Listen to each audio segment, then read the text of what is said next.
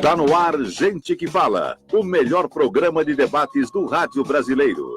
Gente que Fala tem texto e direção geral do jornalista Fausto Camunha. Gente que Fala reúne de segunda a sexta-feira formadores de opinião para discutir as principais notícias do dia. Gente que Fala tem o selo de qualidade ABECOM.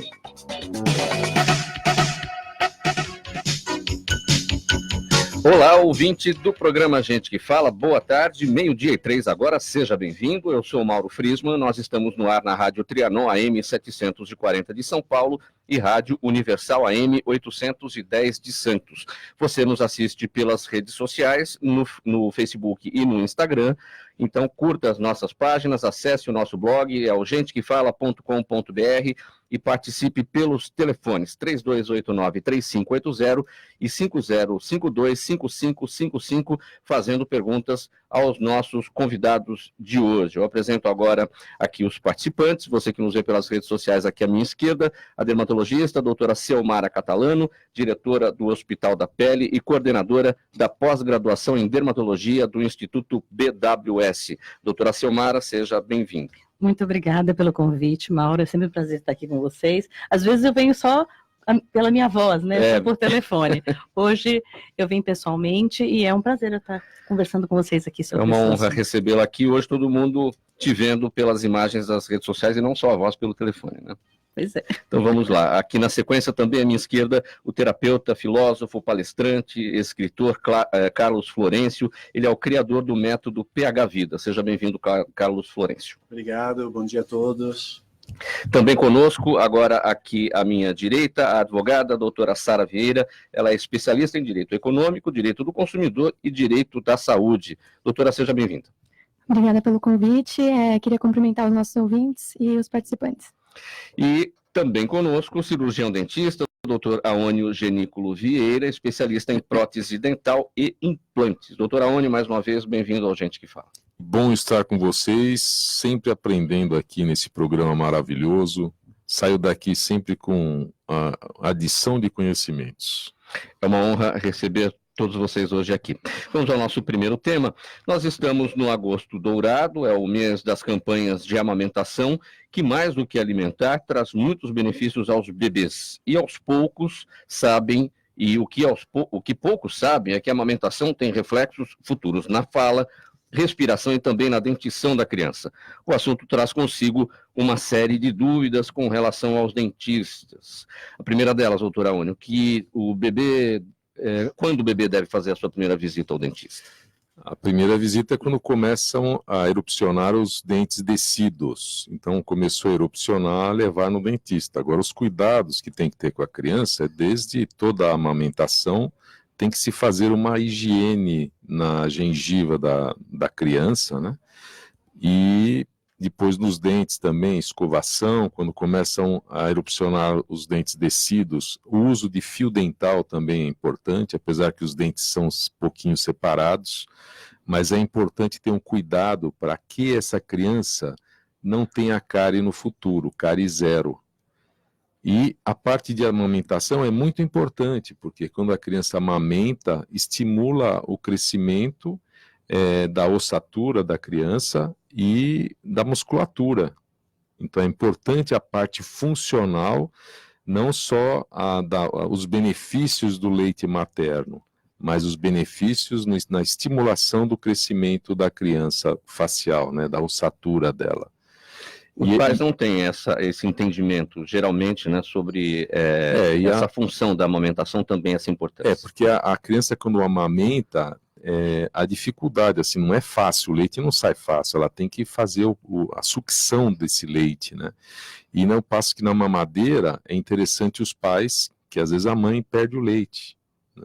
Não sei, tem motivo, sei lá quais, que não compete a mim, que eu não entendo muito da área, mas a mãe perde o leite e a mamadeira, é importante que o furo da mamadeira seja bem pequenininho, para justamente estimular a criança na sucção, para haver esse desenvolvimento dessa musculatura e dessa ossatura para o crescimento, porque isso aí vai ser muito importante quando os dentes erupcionarem depois, para poder nascer depois os dentes permanentes, né? ter esse estímulo.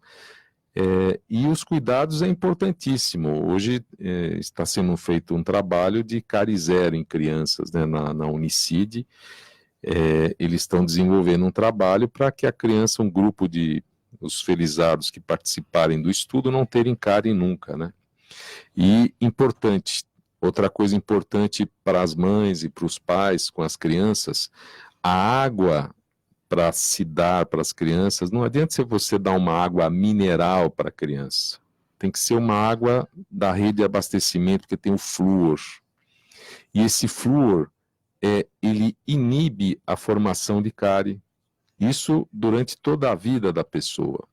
Eu peguei a fase da fluoretação das águas na década de 70, então eu acompanhei a geração antes da fluoretação e pós-fluoretação. As pessoas que tomaram a água da rede de abastecimento e cresceram com essa água, o índice de cárie é mínimo. Só para, assim, quem não tem cuidado mesmo de escovação, de higienização, acaba formando a cárie. E as pessoas que tomam água de mineral, assim, a presença de cárie é muito grande, a não ser que tenha flúor nessa água mineral. Eu tive um caso de uma paciente que chegou com os filhos recentemente, filhos de 4, 6 anos no consultório, e cheio de cárie. Eu falei, meu Deus, eu perguntei, primeira coisa, qual a água que você dá? Eu só dou água mineral para meus filhos. Eu falei, tá vendo, justamente por isso que eles têm cárie, porque se você desse água da rede de abastecimento, eles não teriam esse problema que eles têm agora, que é muito simples. Para caso de nenê, ferve a água e depois dá para a criança, precisa matar a bactéria, mas nem precisa. Hoje nós temos filtros maravilhosos e a água da rede de abastecimento é uma água boa para se tomar, principalmente no estado de São Paulo. No Brasil, 60% dos municípios têm fluoretação na rede de abastecimento. Então, as cidades que têm a fluoretação, é importante que as mamães, os papais deem a água filtrada para as crianças. Doutora Selmara Catalano, vamos fazer uma relação, então, da questão da amamentação com a sua área, a dermatologia. Na verdade, a amamentação interfere em muitas coisas, né?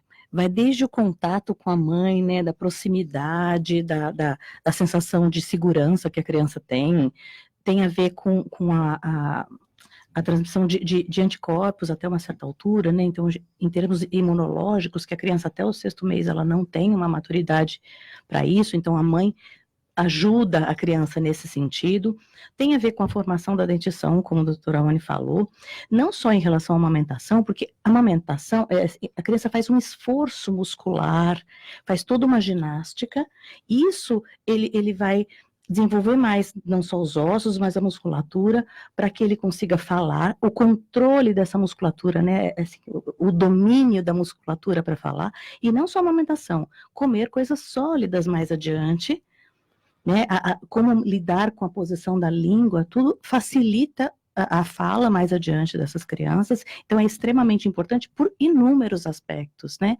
Com relação à pele, tem mais a ver com a questão imunológica mesmo, com a proteção, tem a ver com, porque assim, sem dúvida a mamadeira é mais fácil, não só é mais fácil porque o furinho é maior, né, a criança não faz esforço nenhum, como a mãe, como tem muita coisa para fazer, ela dá a mamadeira e vai fazer outra coisa, né? Ela não fica com a criança no colo, que é essa troca e que vai dar sensação de segurança, de estar sendo carinhada, de estar sendo abraçada. Então tem todo um contexto, a amamentação é extremamente importante. Carlos Florencio, já a gente vai falar sobre autoconhecimento, desbloqueio emocional, que é o seu tema aqui, mas eu queria falar a questão da amamentação nesse aspecto também do autoconhecimento, a relação emocional entre mãe e filho, como é que a gente pode tratar na sua área essa questão? Então, a mãe, ela representa a segurança. Aproxima, né? Mais isso. Então, ela representa a segurança para a criança, o pai, a confiança. No primeiro setênio, que é do 0 aos 7 anos, o convívio com a mãe é muito mais relevante do que propriamente com o pai. Né? Até por uma questão das nossas referências de natureza, o pai está caçando e a mãe é que tem que cuidar da cria. né? Então, ela que tem que dar essa proteção. Então, quando a criança tem essa proteção da mãe, ela automaticamente vai desenvolver mais segurança nela mesma ao longo da sua vida, e aí depois, num segundo momento, quando o pai entrar em cena, que normalmente acontece dos 7 aos 14, que é quando a criança tem que confiar mais nela, vai para a escola, começa a desbravar o seu mundo, aventurar, para depois começar a caçar, né, também, né, dos 14 aos 21, então ela começa a fazer o seu desenvolvimento. Então, uma ausência da mãe, ou uma ausência dessa proteção, dessa segurança, pode sim criar pequenos traumas, pode sim gerar nessa área do inconsciente dessa criança alguns bloqueios que podem interferir no seu desenvolvimento a nível psicológico e cognitivo graves. Sim. Doutora Sara, você opera o direito em diversas áreas, entre as quais na saúde. Eu queria uma avaliação sua sobre essa questão dessas campanhas que ocorrem, como a que a gente está falando aqui do Agosto Dourado, que é dedicado à amamentação. Então, para a gente que é da parte jurídica, né, é até difícil com 2 especialistas aqui comentar sobre questões de saúde, mas eu acho que, trazendo para o campo da política pública, né, que passa sempre pelo âmbito jurídico, é extremamente importante, né, a questão da fluoridação da água, os impactos que isso teve no combate à cárie na primeira infância, acho que é muito relevante que o Estado consiga levar, né, essa consciência, porque a saúde, no fim das contas, quem garante nos primeiros anos é o pai e a mãe ali, né, tendo algum tipo de conhecimento sobre, no caso, dar uma água para o filho que não seja mineral, enfim. E a questão da amamentação, eu acho que também, hoje em dia a gente vê diversas campanhas, né, que demonstram a importância disso, tanto o impacto direto na saúde do bebê, quanto esse impacto que o colega comentou na criação da criança mesmo, né, na segurança que ela vai ter, enfim. Nessa questão das políticas públicas, estamos caminhando bem?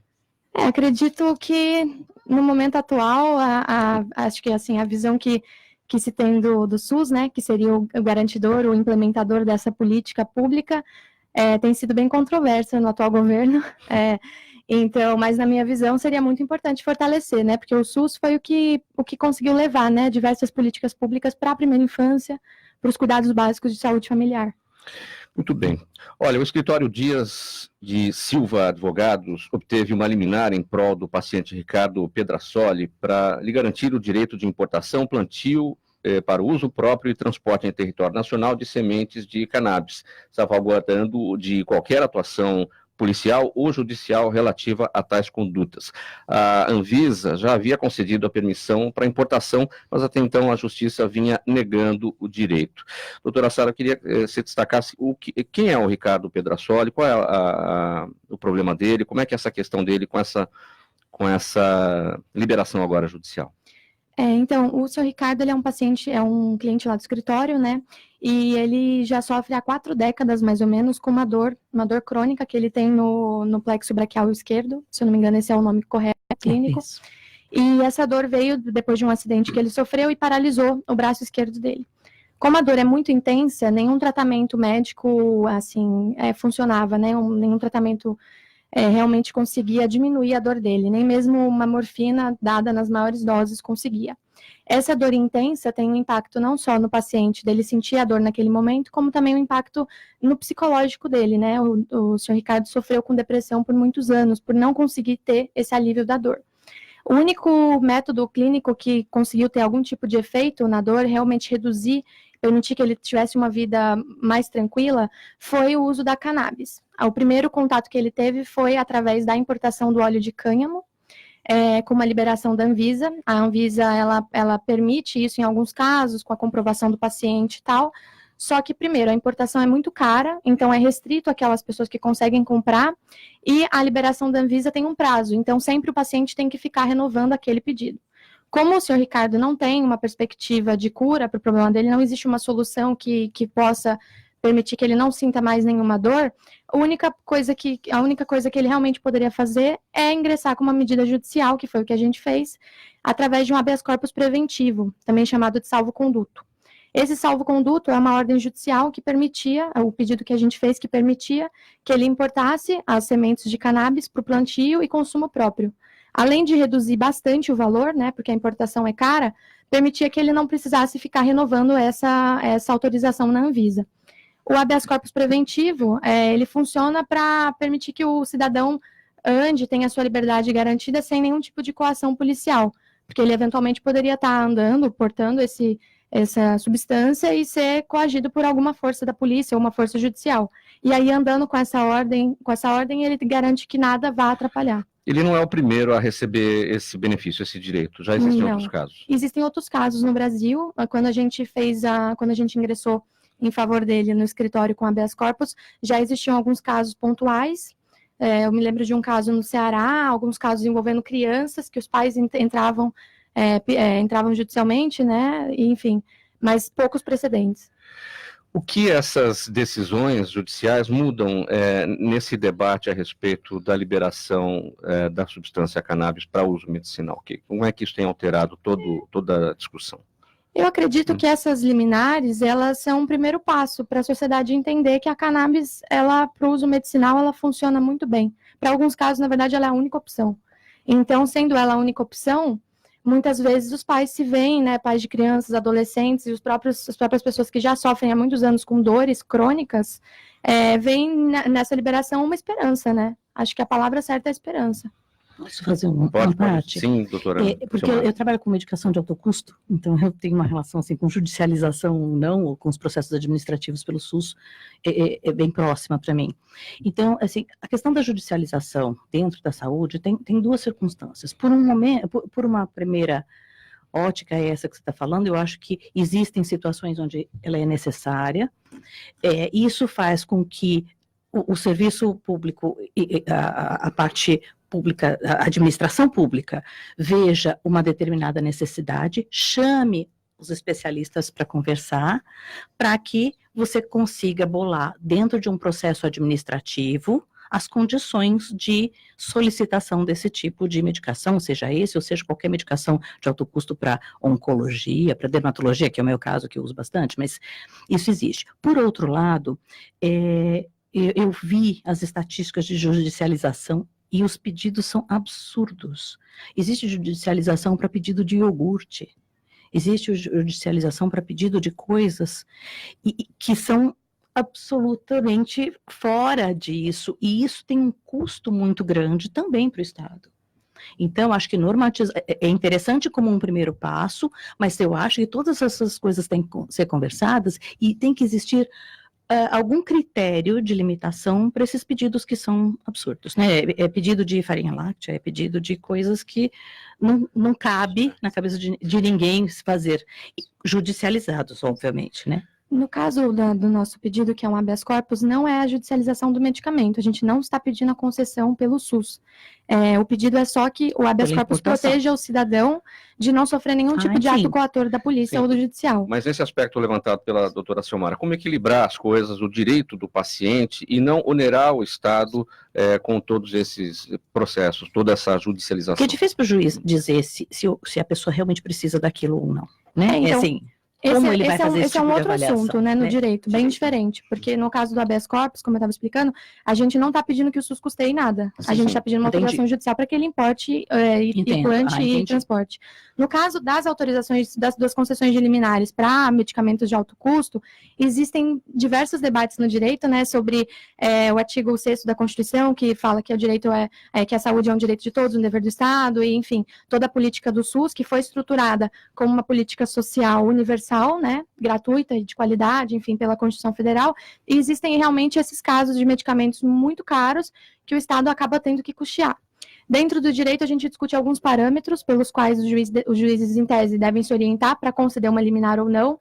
Muitos juízes, hoje em dia, estão pedindo perícias na casa da pessoa para verificar realmente a condição de pobreza em que aquela pessoa vive, a condição de necessidade, se já não existe algum medicamento análogo no SUS, análogo àquele que ela está pedindo, uma requisição muito cara, por exemplo.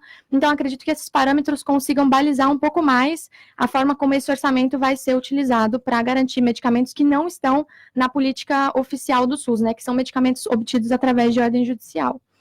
Mas esse é um debate muito complexo, né, muito longo, enfim, que não tem tanto a ver com essa questão do habeas corpus. Doutora Ônio, voltando ao nosso assunto original aqui, que é a questão da liberação judicial aí do uso da cannabis para questões medicinais. Como é que o senhor observa esse debate tão polêmico? Eu observo que a cannabis, eu tenho visto pessoas com Parkinson que fazem o uso do óleo E assim, a melhora é muito grande. Então, eu acho que deveria ser liberado isso aí para uso medicinal, e fazer importação e fazer a venda para o pessoal, porque é complicado para essas pessoas ter que comprar. Eu tenho um conhecido que ele tem que viajar para os Estados Unidos para comprar e trazer, para não precisar passar por judicialização, para o uso da mãe. A mãe dele tem Parkinson. Quem viu ela antes e depois do uso do óleo, porque o óleo ele não tem o efeito alucinógeno da maconha, do cannabis, ele é a parte só medicinal. Eles tiram a parte alucinógena e fica só a parte que realmente vai fazer o efeito. Você conversando com a pessoa, você nem sabe que ela tem Parkinson. Em pessoas com convulsão também, a utilização desse óleo também ajuda muito para epilepsia, que é utilizado.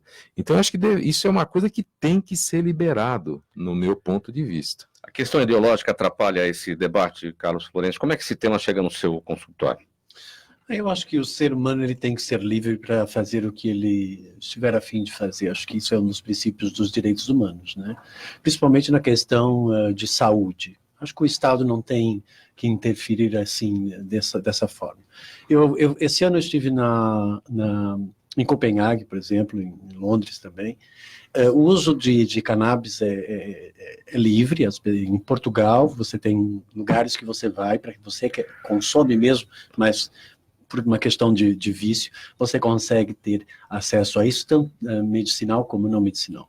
Eu acho que essas situações elas precisam ser um pouco mais... o Estado precisa ser um pouco mais liberal, né? Eu acho que o Brasil ele precisa evoluir ainda muito nesse aspecto, né? Nós estamos muito atrasados em vários aspectos, né? E esse apenas é né? A ponta do iceberg. Eu acho que deveria se liberar, sim, e cabe a cada um fazer as suas escolhas e na sua liberdade e pronto. A única questão que o Estado realmente ele pega ele vai ter que pagar, às vezes, para importar isso. Isso custa no bolso público, né? Então, quando mexe no bolso, ninguém gosta, né? E o Estado, a gente sabe que o nosso Estado, o Estado brasileiro, ele tem um sistema de saúde, embora muita gente ache que é precário, ele é muito bom. Ele é muito bom. A minha mãe, por exemplo, ela nunca pagou plano de saúde, ela se recusou a pagar plano de saúde, e ela é muito bem tratada, né, no bairro dela aqui em São Paulo. Ela tem toda a assistência, visitas em casa periodicamente, então, e ela já é uma pessoa idosa, e é exemplar, é de primeiro mundo. Em Portugal não se tem isso, eu morei em Portugal 10 anos, nos Estados Unidos nem pensar. Então, é assim, eu acho que tem que parar um pouco de reclamar também, tanto do Brasil, eu acho que porque quem reclama não ama, e quem não ama não aceita, e está em conflito, e não vale a pena a gente perder tempo com pessoas que vibram nesse tipo de situação, né? Eu acho que nós temos que, sim, valorizar aquilo que nós temos, eu acho que temos que nos unir para criar uma sociedade melhor, que valorize realmente o ser humano em todos os aspectos. Eu acho que isso está faltando, né? E eu acho que é isso que nós temos que lutar por esses direitos. Concordo. Eu só queria fazer um comentário sobre a questão do custo, né? Inclusive, o custo, quando a pessoa pode importar a semente e plantar em casa, é muito baixo. O senhor Ricardo, ele consegue ele mesmo preparar o óleo, existem receitas caseiras e funcionam muito bem. Inclusive, eu vi uma reportagem recente de uma mãe que planta em casa em benefício da filha. Então, acredito que seja uma política até barata, né? Muitas vezes é uma questão de... Assim, revisitada, né? De ser revisitada, exato. Perceber a real necessidade e que sai mais barato, sem dúvida. E é uma questão, evidentemente, polêmica, né? Esbarra em várias questões, as pessoas não entendem. Mas a questão do uso medicinal, né, é tão simples, tão básico, que ajuda tanta gente. Bom, vamos passar aqui para o próximo tema. A decisão de fazer uma tatuagem pode ser bastante difícil e é preciso ter muita certeza antes de realizar o procedimento. É fundamental procurar um profissional de confiança e verificar se equipamentos e tintas têm a validação da Anvisa. Na hora de escolher a região do corpo, também é preciso muito cuidado. Doutora Selmara Catalano, o que mais devemos levar em consideração na hora dessa decisão da tatuagem? Eu acho que é uma decisão muito importante. Tem a ver com essa coisa da opção, da liberdade de escolha, mas uma liberdade de escolha orientada, né? Sabendo o custo-benefício de tudo que você faz. Então, claro que você precisa procurar um profissional, ver o trabalho dele, porque a partir do momento em que você vai acrescentar ao seu corpo uma coisa que é definitiva, Você tem que pensar muito bem antes. Então, eu sou a favor de que seja, assim, acima dos 18 anos, porque até mesmo adultos, às vezes, fazem e se arrependem. Imagine uma criança que não tem ainda uma ideia formada, pode mudar de ideia, e tatua nome do namorado, tem situações que são muito complicadas de dar. Bastante, né? Nossa, de monte. Nome de namorado, Muita de gente se namorada. arrepende, né? Agora eles estão adotando cachorrinho e pondo um nome, né? Para justificar, para não ter que tirar a tatuagem, sei. né? Que é interessante também. Tem Não, de nesse tudo, caso, né? se trocar de namorado, tem que trocar por Pelo namorado mesmo de mesmo nome, nome. tem que escolher, claro.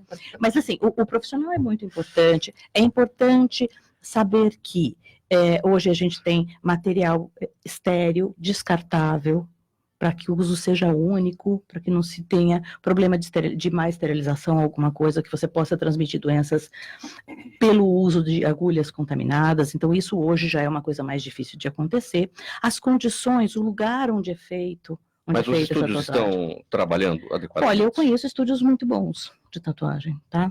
Eu mesma tenho, não falo, veja bem, Quantas né? tatuagens você tem? 9. Bom, mas isso que eu quero dizer. Como é que surge esse gosto pela tatuagem? Cada um... Cada um tem. É compulsivo, né? A pessoa Eu faz acho que com o uma, tempo a gente quer tem que fazer pôr um outra. freiozinho, senão vira um gibi. É um problema.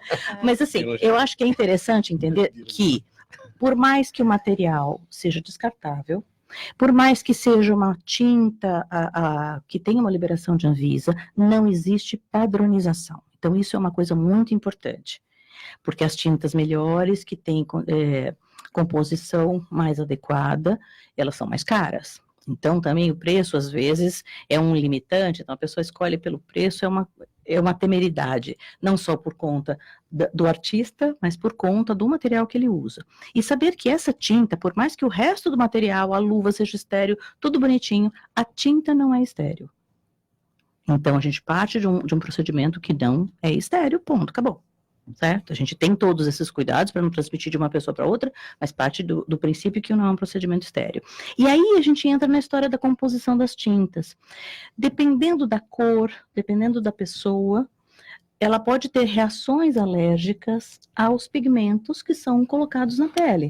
Já seria a próxima pergunta. Os problemas que podem surgir de tatuagens mal feitas ou com o uso de produtos O mal feito, inadequados. primeiro, é o arrependimento, né? Acho que esse é o pior de todos, né? Não, mal feitas no sentido de como aquilo, dos materiais que foram empregados naquilo. Sim, não só em relação ao desenho, mas assim, de ter consequências. Então, pode ser, se não houver todo esse cuidado que a gente está conversando, a gente pode ter infecções na pele, contaminações, que vão fazer um processo inflamatório muito exuberante e que vai ficar uma cicatriz naquele lugar, vai estragar a tatuagem, vai estragar tudo, na verdade, né? Então, isso é uma coisa importante.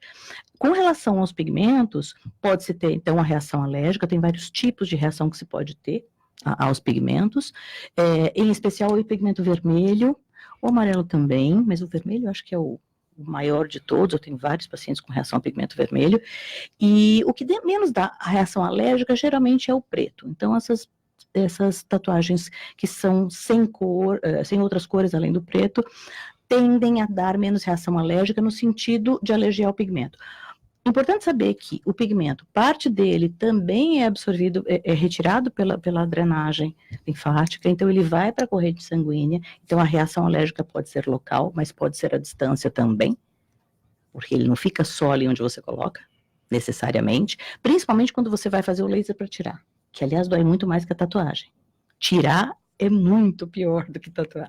Então, ou seja, arrependimento é doído. O arrependimento é doído. Né? Principalmente o preto, né? Principalmente o preto. Mas o preto a gente já tem uma afinidade. O vermelho e o amarelo são muito difíceis, porque o laser enxerga cor, e essas cores são muito próximas da cor normal. Então, técnica, tem um laser que parece que é... Tem. Hoje a gente tem aparelhos evasivo. muito melhores que fazem isso, sem dúvida.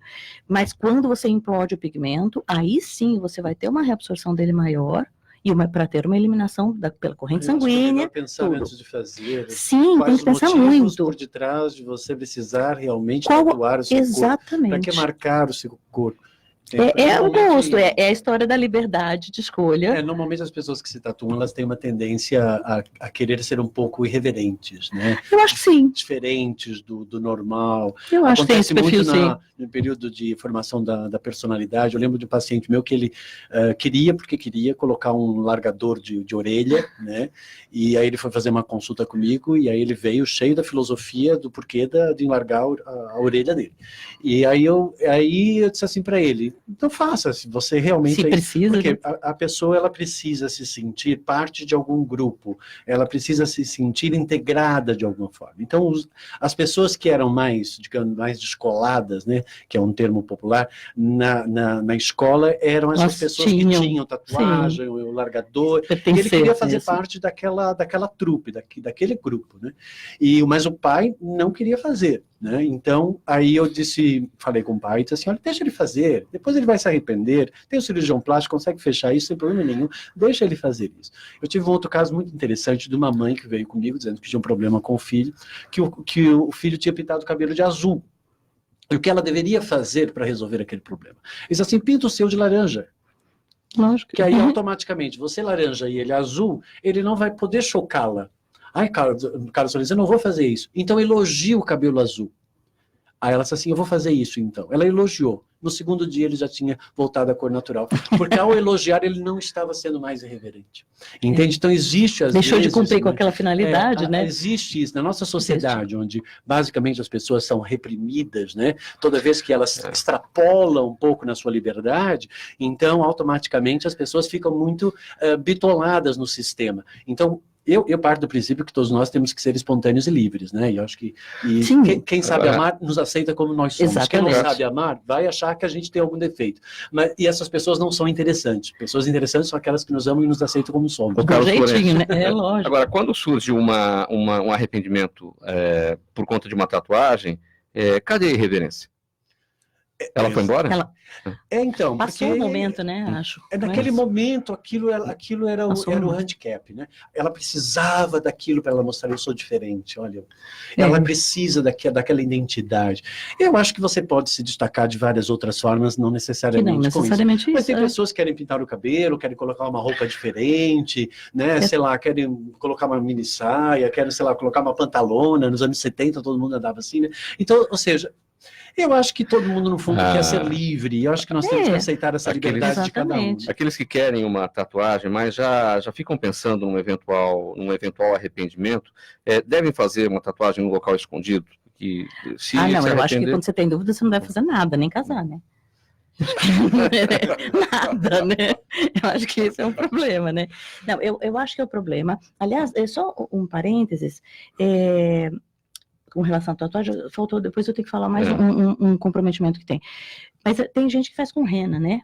Nós temos problemas muito sérios com rena também, tá? A rena, naturalmente, ela é marrom, e a rena marrom dá muito pouca alergia. Mas o pigmento, o produto que você coloca, que é a parafenileno-diamina, que você coloca para que ela fique preta, é extremamente antigênico, ele gera alergia muito grande. Eu tenho pacientes com problemas seríssimos, de reações muito exuberantes com rena. Então, a rena também não é uma coisinha assim tão simples para se deixar fazer pensando nessa coisa do arrependimento. E por isso eu volto a dizer que precisa ter alguma estrutura emocional para a escolha. Fazer muito cedo é um problema. Eu acho. Mas hoje também a tatuagem, né? Também, eu acho que a tatuagem ela também está servindo para outras questões, né? Delinear o lábio, esconder às vezes algumas imperfeições que a pessoa possa ter. Então ela tem um lado também estético, sim, mas melhora a autoestima, não necessariamente precisa realmente, né, ser uma coisa tribal, né, então,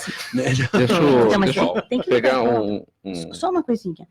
A única coisa que eu queria acrescentar, porque eu falei das reações alérgicas, é que assim, dependendo do tipo de pigmento, se você precisar fazer um exame tipo ressonância magnética, você pode ter queimaduras nos lugares das tatuagens. Sim. Então, o amarelo tem cádmio, o vermelho tem cromo, e o preto tem traços de ferro. Então, como a gente está falando de metais, a gente e a ressonância interfere exatamente nisso, você pode ter reações muito importantes não só quando faz a ressonância, mas quando você toma sol, por conta desses pigmentos. Então, ao se tomar uma decisão para se fazer uma tatuagem, tem que saber dessas reações e das limitações que você vai ter a partir disso. Acho que é melhor ser limpo e seja feliz. Dentro do aspecto da irreverência, agora eu vou passar para odontologia. Tem gente que gosta de piercing no dente, não é isso, doutora Aônio? Quais são os cuidados necessários? Os piercings no dente não deixa de ser um bracket ortodôntico que é reversível. Então, coloca-se, o paciente quer tirar, a gente tira e pronto. Agora, o problema é o piercing na língua que colocam, e esse tem problema de poder gerar um tumor depois para aquela pessoa, porque esse piercing, a boca, é um ninho de bactérias. Ali, em 1 mililitro de saliva, saltitam milhões de bactérias. Então, a região onde está o piercing, ela fica forma-se placa bacteriana muito fácil. E essa placa, ela libera ácido, e esse ácido pode, com o tempo, gerar um tumor naquela pessoa. Então, fora o fato desse piercing poder quebrar um dente também, a pessoa, a hora que mastiga. Então, eu aconselho... O que o senhor aconselha quando chega alguém no seu consultório com essa vontade do piercing? Do piercing? O piercing na língua ou o piercing no dente? No dente, eu deixo a opção da pessoa. Se ela acha bonito... porque eu acho muito feio, né, você usar um piercing. Inclusive, há uns anos atrás, tinha uma empresa de joias que vendia os twinkles, né, que eram joinhas, uns brackets que tinham brilhante, de ouro. Então, a gente colava e depois tira. Uma opção da pessoa. Eu fiz uns casos para pacientes e elas sentiam assim o máximo aquele piercing no dente. Eu achava muito feio, mas eu não falo porque senão fica indelicado. Então aí, doutora Sara, é o direito do consumidor, é outra área sua. Você dependendo... tem tatuagem, não? Não tenho tatuagem, mas eu gosto de piercing. Tenho alguns. Dá pra ver. Tenho mais aqui assim, mas eu acredito que é isso, né? Tem que procurar um tatuador que saiba bem o que tá fazendo, conheça bem o trabalho, porque se ele fizer alguma coisa que pode gerar, eventualmente, uma conduta ali que foi irresponsável, que foi, assim, digamos, negligente, ele pode ser responsabilizado por isso, sim, sem a menor dúvida. O que foi determinante do ponto de vista comportamental para a sua decisão do piercing? Acredito que se enquadrar realmente num grupo, assim, como ele falou, para mim faz todo sentido, né? Tanto é que eu fiz bem mais nova, enfim. Mas gosto muito, tanto é que uso até hoje, né? Porque piercing você pode tirar, alguns lugares fecha sozinho, né? Eu tinha no nariz, fechou sozinho. Você tem casos de responsabilização de estúdios, de profissionais da tatuagem no seu escritório por conta de problemas ocorridos? Não, no escritório a gente não tem nenhum caso específico relacionado a tatuadores, né? A gente trabalha sempre, normalmente com a hipótese de erro, pode ter um erro médico, né, por exemplo, mas nada impede que um tatuador, se ele tiver uma conduta imprudente, ali não trabalhar bem com os equipamentos dele, ele possa ser, sim, responsabilizado por algum problema no paciente. No caso, na pessoa que está recebendo a tatuagem. Ok, olha, o Carlos Florencio aqui com a gente é criador do PH Vida, é um método que tem o objetivo de ajudar pessoas que sofrem com algum bloqueio emocional que as impede de viver de forma plena as relações amorosas, familiares, no trabalho, problemas de saúde, resolução de conflitos, falta de liderança e autoconfiança. Essa técnica busca equalizar aspectos ácidos e alcalinos, fazendo com que a pessoa tenha total autoridade e plena consciência de seus objetivos e metas. Carlos Florencio, todo mundo tem traumas na vida? Sim, todos, basta ser humano. Né? A sociedade ela é traumática, né? A natureza ela é cruel, né? É um bicho comendo outro bicho e tal.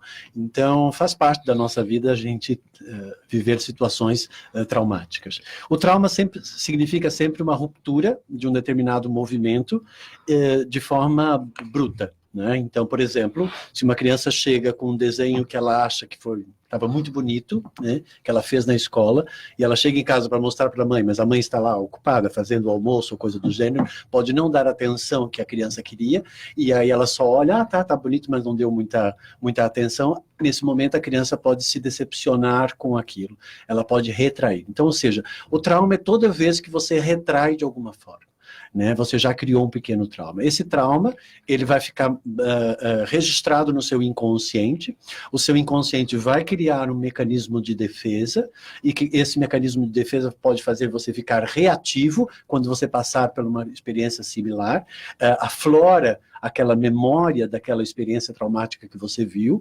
Muitas vezes a gente está conversando com uma pessoa e de repente aquela pessoa perde o controle e a gente não sabe o que a gente fez. Né? Por quê? Porque é uma palavra só que você falou. Foi o gatilho. Foi o gatilho que vai acionar a memória do inconsciente, ele vai entrar no processo de autodefesa, entra naquilo que eu chamo de referência de natureza, de luta ou fuga. Então vem um lado animal que vai se proteger de algo que se sente ameaçado, e normalmente isso é essa liberação de adrenalina que a pessoa libera nesse momento. As suprarrenais vão preparar a pessoa para lutar ou para fugir da situação. Portanto, é acionado um sistema bem relacionado mesmo com a natureza, a pessoa perde, por conta da adrenalina que entra no sangue, ela perde a noção da sua capacidade sensorial, portanto, ela diminui a sua capacidade de saber ouvir e de ver. Aquela pessoa que está, por exemplo, num estado de descontrole, não adianta você tentar discutir com ela sobre razões naquele momento, porque ela não tem razão para ser discutida naquele momento, entende? Porque ninguém discute razões, né? Porque no momento que você discutir razões, você já não tem razão para ser discutidas. Então tem que realmente saber liberar esses processos que ficam lá presos no inconsciente, que são muito formados desde a infância. Então os traumas, eles são formados na inconsciência e durante o processo de inconsciência. Durante o quê? Até os 21 anos de idade, o nosso cérebro não está ainda formado, a nossa capacidade cognitiva de saber julgar por meio do conhecimento que se tem está deficitário, portanto a criança sente e ressente, para ela tudo é verdade, ela não sabe o que é diferenciar uma coisa que é verdade e que não é verdade, ela é automaticamente muito influenciada e ela vai criando esses traumas. Então, aí é aquilo que eu chamo, são referências que ela vai criar, que são referências de processo. E aí esses traumas vão criar conflito, vão criar padrões vão fazer as experiências ficarem repetitivas, aquela sensação de que eu já vi esse filme, e consequentemente isso, com o tempo, vai se transformar em doença. Muito do meu trabalho está aí, na prevenção de doenças de ordem psicossomática. O que é esse método que você criou, o PH Vida, como é que isso atua para destravar essas questões emocionais que foram geradas por traumas? Isso, exatamente. Então eu criei uma técnica, né, eu trabalho já há 33 anos, né, como terapeuta, criei meu método há 25 anos mais ou menos para cá, né, fundamentei todo um estudo a respeito do inconsciente, porque eu percebi que é o inconsciente que é o grande vilão da história. Portanto, é lá onde está todo o mal. É lá onde nós estamos inconscientes, onde nós não temos consciência, onde não controlamos, onde não dominamos, onde somos liderados por algum acordo que se firma lá. Né? Então, por exemplo, a pessoa firma um acordo lá no inconsciente de que eu não presto para nada ou não tenho valor. Por quê? Porque um dia alguém disse para ela: pô, você não faz nada direito, você é muito atrapalhado. Naquele momento que aquela mãe ou aquele pai ou alguém diz aquilo para aquela criança, lá no inconsciente ele pode assumir aquilo como um acordo, ou seja, ele vai passar a vida toda nunca conseguindo realizar nada porque ele concordou que ele é um atrapalhado. E ele vai atrapalhar na hora da realização. Então isso, infelizmente, é bem dramático e prejudica muito o desenvolvimento do ser humano, por isso que eu resolvi me especializar nessa área. Com isso, eu mapeei a região do inconsciente, desenvolvi vários tipos de categorias que são diferentes processos que formam esses mecanismos que eu chamo de mecanismos de autossabotagem, que é o inimigo interior, que está sempre indo contra as intenções que a pessoa está querendo e faz ela ter aquela sensação de morrer na praia, de não conseguir gerar o resultado que ela quer. As coisas Dá um exemplo prático de autossabotagem. São vários. Quando você diz, eu não consigo viver sem você, isso é uma autossabotagem. A ansiedade é uma autossabotagem, porque a pessoa está angustiada, porque ela precisa conquistar alguma coisa para ela se sentir satisfeita, então significa que ela está insatisfeita, porque no inconsciente dela ela tem esse registro dessa insatisfação. E aí como é que eu resolvo essa satisfação? Eu preciso encontrar alguém que me faça ser satisfeito. Então aí até que ponto que as pessoas realmente elas estão interessadas no outro, ou elas só estão interessadas em resolver os seus conflitos e os seus traumas? Então é muito discutível isso. Será que eu amo realmente as pessoas? Eu lembro de uma senhora que ela disse, estou com muita saudade do meu marido que morreu. E aí eu disse assim, me responda, você está com saudade do seu marido ou daquilo que ele lhe proporcionava? daquilo que ele me proporcionava. Então não era dele que você estava com saudade. Você tá com saudade de você mesma, entende? Daquilo que você não conseguiu se auto-manter e que ele mantinha ilusoriamente e que você ia sugar esse processo dele. Portanto, são as relações que eu chamo de relações por deficiência. As relações por deficiência, as pessoas estão ali porque elas precisam de alguma coisa. Elas não estão ali porque elas amam. Elas estão ali para sugar alguma coisa. O Carlos Florencio, a Marta de Santo Amaro pergunta se a autossabotagem é uma tendência que nasce com a pessoa ou se ela é despertada por algum fator. É por esses traumas provenientes dessas experiências mal resolvidas. Não nasce com a pessoa. Mal-estar, não nasce com a pessoa. Bem, aí nós teríamos que entrar na filosofia oriental, talvez nas questões de karma, vidas passadas, e aí talvez sim a gente poderia encontrar aí alguma resposta para isso, sim. Eu acredito. Mas geralmente a autossabotagem é um fruto do meio. É um fruto do meio. O meio onde a criança nasce, as influências que ela vai viver, isso vai contribuir bastante para ela. O bullying é uma das coisas que cria muito mecanismo de autossabotagem, porque a pessoa, ela se sente gordinha, as pessoas vão dizer, que você vão ridicularizá-la. Toda vez que você se sente ridicularizado, excluído, a discriminação, né, a intolerância, tudo isso vai causar traumas gravíssimos na pessoa. A nossa sociedade, ela é impregnada disso. Nós vivemos numa sociedade doente, né? Nós não temos uma sociedade que é equilibrada e amorosa, né? As pessoas não sabem nem o que é isso, o que é amor. Elas só sabem amar aquilo que satisfaz a elas. Então existe uma grande controvérsia com relação a isso. O importante é que não é resolver a sociedade, é você saber, né, lidar com esses bloqueios, eliminá-los, ter autocontrole, que é o que eu ensino. E o que é essa técnica de busca de equalização de aspectos ácidos e alcalinos? Porque nós nascemos alcalinos, nós nascemos doce. A vida nos torna ácido.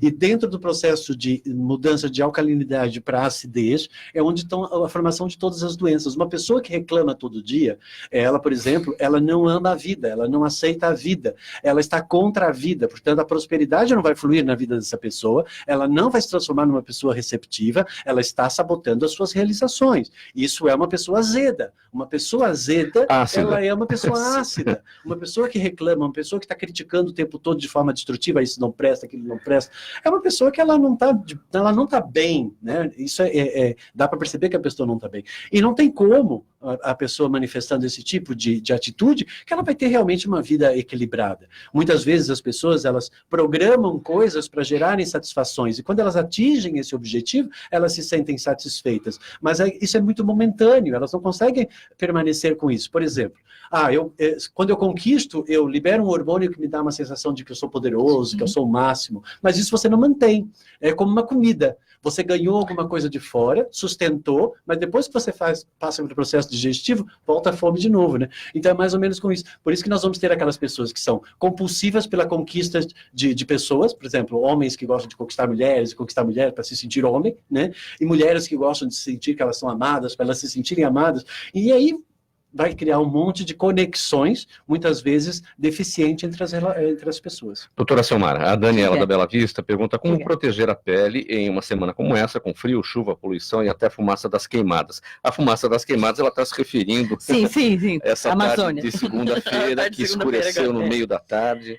Então, você sabe que a radiação solar, ela não é uma luz visível. O que a gente vê, a gente tem um espectro que é a luz visível, tem o infravermelho, que é aquela sensação que você fica cozinhando, né?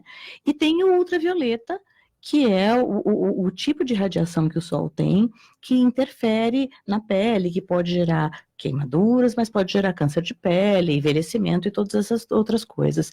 Então, a diferença, por exemplo, de um dia de solão, de rachar, para um dia encoberto como esses que a gente tem tido, é muito pequena, porque as nuvens, elas filtram luz visível e não o espectro de luz da radiação. Então, a diferença é em torno de 20% só, a menos do que de um dia de solaradão mesmo. Então, é necessário filtro solar, tá? Ou proteção com roupa, bloqueio de alguma forma, né? Não necessariamente o filtro. Mas aí você também bloqueia o seu processo de vitamina D, né? E se as pessoas usassem certo, sim, mas como elas usam errado, acho que não bloqueia, não. Usam muito mal, então acho que nem chega a bloquear. Mas assim, tem sido uma coisa muito controversa em relação ao filtro, mas ainda assim, Com relação à proteção de um câncer, nem que se tenha que tomar um comprimidinho de vitamina D, porque existe, pode ser feito por uma suplementação, eventualmente. Uma boa hidratação, porque no frio, em tudo a pele bem hidratada responde melhor, né? É uma proteção.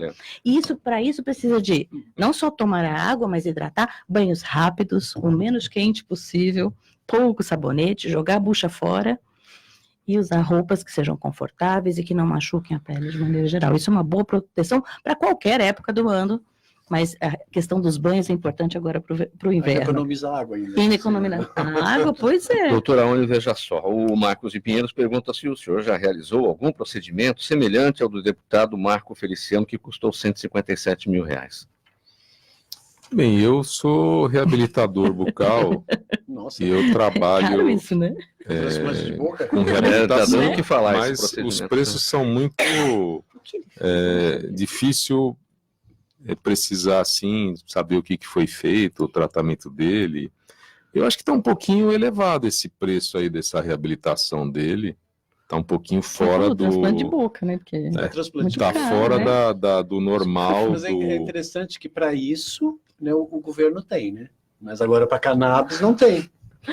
Para remédio, tá fora. Assim, eu não sei o que foi feito, a reabilitação, mas está muito fora do cobrado normalmente, que eu tenho, e de bons profissionais também. Por que essa reabilitação?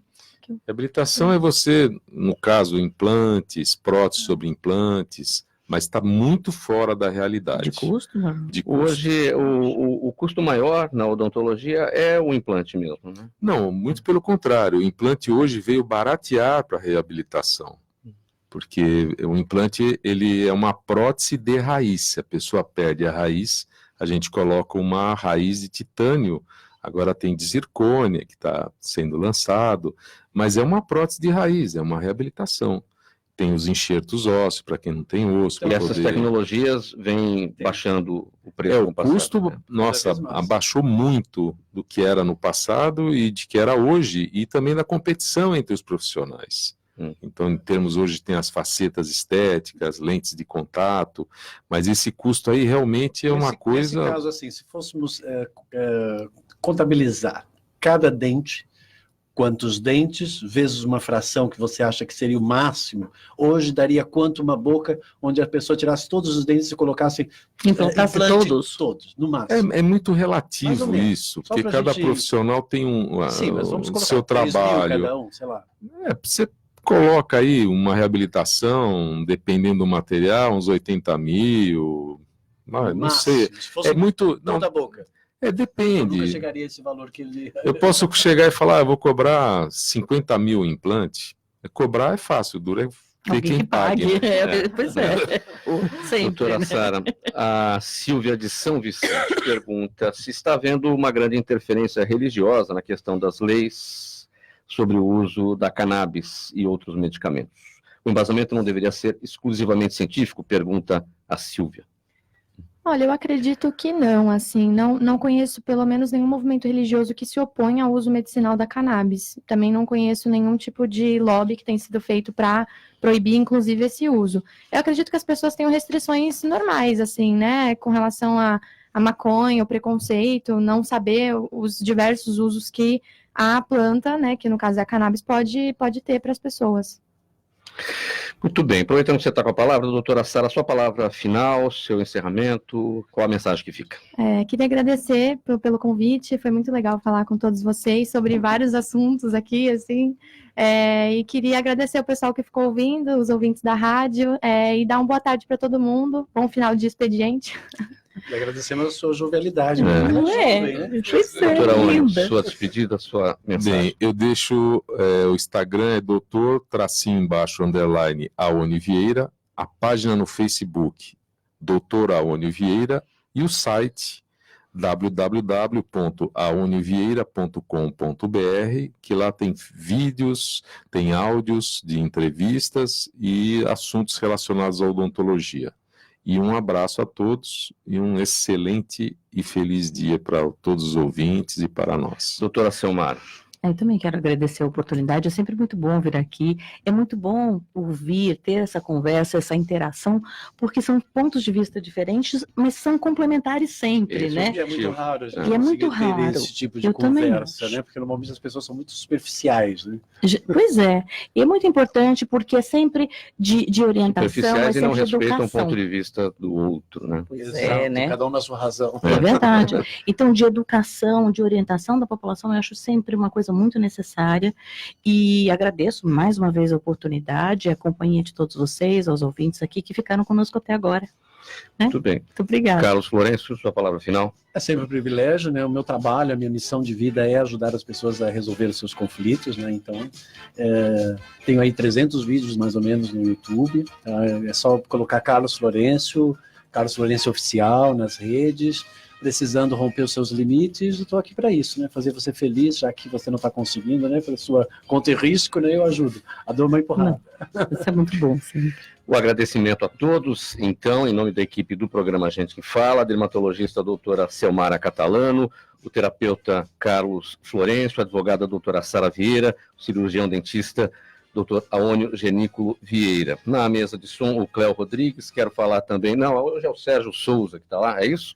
Sérgio Souza, que está na mesa e é o chefe da técnica dessa casa, dessa emissora. Muito obrigado pelos trabalhos técnicos hoje. Apresentação minha, Mauro Friesman, pauta e redação Pedro Schiavon, diretora de produção Zenilda Salvato, direção-geral do jornalista Fausto Camunha, do outro lado do programa, do outro lado do rádio, você, ouvinte, que é a nossa razão da presença aqui. Fique agora com o programa Caio Sorriso Show. Até o programa de amanhã. Tchau, tchau.